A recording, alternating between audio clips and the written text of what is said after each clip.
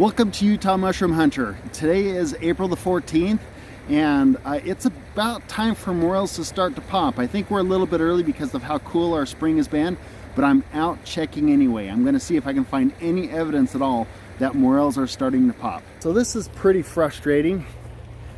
Right here, right in my area that I like to look for these morels, they drove some kind of heavy equipment. I don't know if it was the city or who did this, but look how it's destroyed all of this vegetation that's here. Right up to these logs right here. You can see the tracks. This is frustrating because when they come in here and they disturb the soil like this, it disrupts this little microclimate that's here.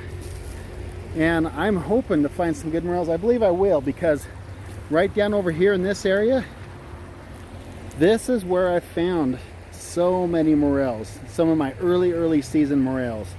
So this is one of my early spots. I'm right here along a river. I'm not going to disclose which river I'm at, but this is one of my lower elevation areas, and this is the area that I found morels in. In fact, this area has been super productive for me. I found quite a few morels. Maybe over the years, I probably collected 150, 200 morels out of this particular area. But I'm looking through here. This is an area that where I find them among the rocks. I have a theory that the morels like this spot, and they pop up a little bit early because the rocks collect heat and transfer it to the soil at night and warm it up just a little bit. See how close we are to the river here. And by the way, this little ledge right here, I have found many morels right along that ledge, right there on the river. And right here amongst the rocks is where I found so many of them, and I'm not seeing any evidence of morels yet. I do think we are early.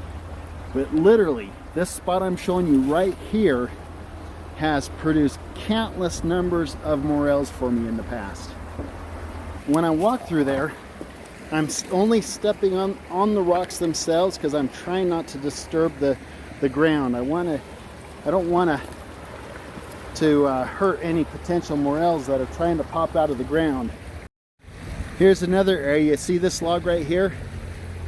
This log has been here for quite a few years, and I've found morels right along here, and I found them behind the morels in these trees. Little bit of leaf litter, not bad, and notice how it's mixed vegetation. And normally I don't find morels in the trees, but this area I have found them amongst the trees in the mixed vegetation, maybe because the trees were still small. Now, I often find morels at the base of larger trees, like especially black morels, and at the base of conifer trees, different types of conifer trees, but this is an area I found quite a few. Like right underneath this tree, right in this area, I found them, and I am not seeing any evidence of them yet, but they will pop here. I know this area well enough, and I found them here consistently enough. I know that they will pop in this area, so I'll keep you updated. You know, this winter was super hard on the deer, and it's heartbreaking. I've already seen more dead deer than I ever have this time of year. It's been a hard winter on them, and here's one that passed away. You can tell that it passed away, probably fell asleep and passed away because of the way it's all curled up. Boy, this winter was hard on the deer this year. Alright, so this is super unfortunate, but I actually come across these all the time when I'm out looking for mushrooms. And I already knew about this because I'd found this homeless camp before. But I came, in fact, the last time I walked through here last year, this area was full. There were people here. And as you can see, they just bring their junk and they leave it all here. This is super unfortunate. Look at that. You can see that there was an old picnic table there. This is kind of, I guess it's an old abandoned park. In fact, you can see some old picnic tables there. But it's all been overgrown, and during the summer, if you come out here, you will see that this is all pretty well hidden.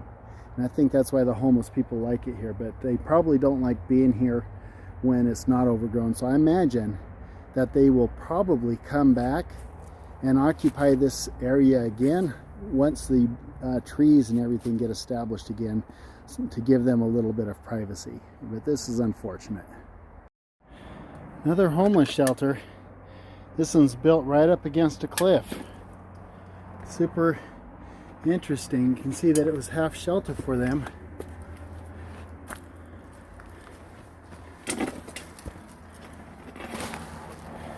They left a lot of stuff here. They even created a little cave area to stick stuff away in. Kind of interesting. So I just want to point this out. You know, this is a perfect example of a stump that I love finding.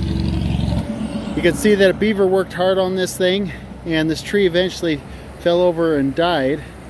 And if you look here, down here at the base here, this is where I've found so many oysters. I would not be surprised if in the next couple of years, if I came back here, there were an oyster growing out of this. But this is a perfect example of an area where an oyster would grow.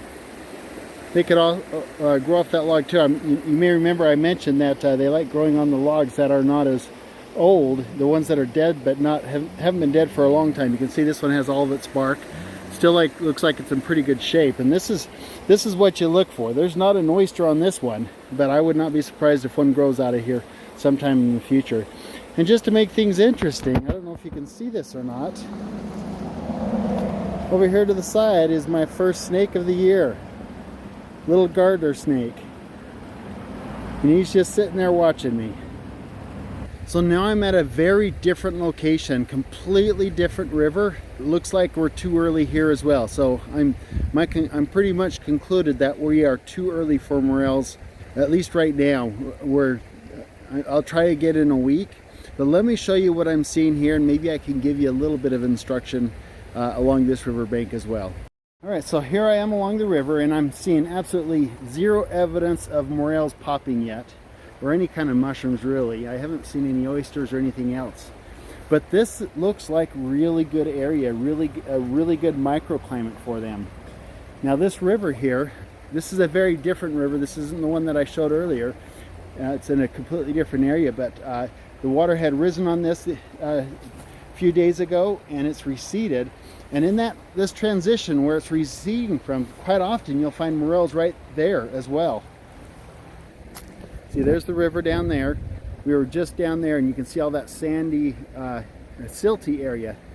All that could potentially push a morel up. But look at this transition area right up through here. Here we've got a road again.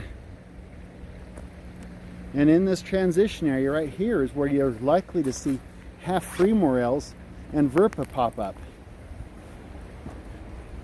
You'll certainly find them down in an area like this as well. I kind of suspect that this is more of a half-free morel in a verpa area, but given a lot of moisture, certainly you can find everything here. But this looks like a really good habitat for some morels. So I'll definitely be coming back in the next week, 2 weeks or so, and see if I can find some morels in this area. A lot of snakes. Look at that snake go, another little gardener snake. Look at all these deers out here.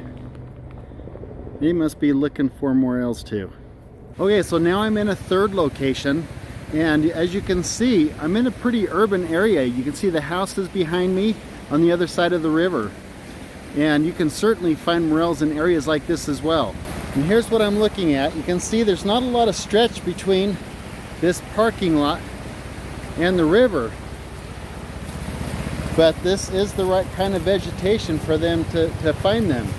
I don't expect you'll find a lot in this area, but I bet you they will pop here this year. So there is still no evidence of any mushrooms in this area either. It's still just too early. This is the date. This is the earliest I've ever found a morel, and because of the cold spring, I really wasn't expecting to find anything today, but I wanted to get out and look, and just to see what kind of morel evidence and mushroom evidence is starting to show. And we're still early. I'm going to give it another week, and I'll come out and I'll look again.